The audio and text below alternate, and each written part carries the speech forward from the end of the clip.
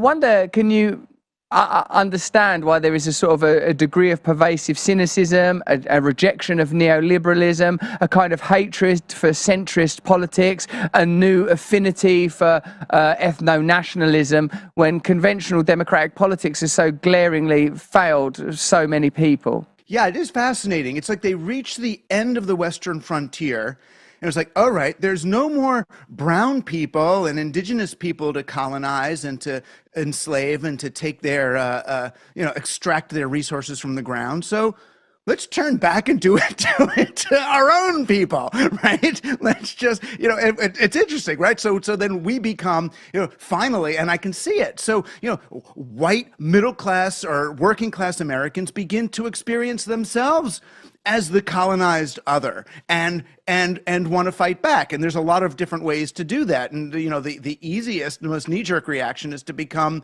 kind of a alt-right reactionary.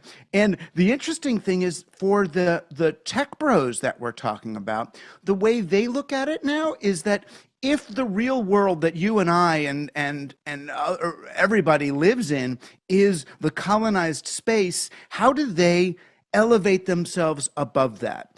And that's where they go in a digital age. They kind of go meta on the world in which we live. They take Stuart Brand, the tech, counterculture visionary, at his word. He said, we are as gods and may as well get good at it. So they want to rise above like gods, or go.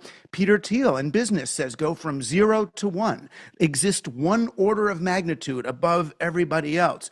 Mark Zuckerberg, when Facebook, the social network, begins to fail, he goes literally meta, right? That's his new company. So you go once removed and move up to that kind of digital symbol system. You rise above the chrysalis of matter as kind of pure digital consciousness and become a self-sovereign individual, which is really, even that construction, self-sovereign. You are both subject and monarch, right? So you even objectify yourself, and that's where these escape fantasies come from too. It's, how do I remove? How do I become?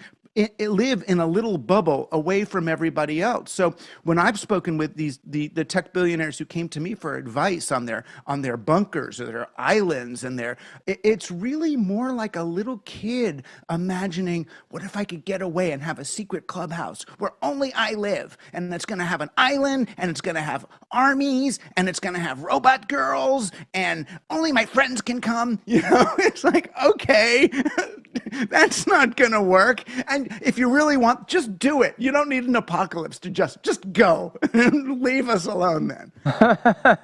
You don't have to destroy the world to have fun. Just go to your island.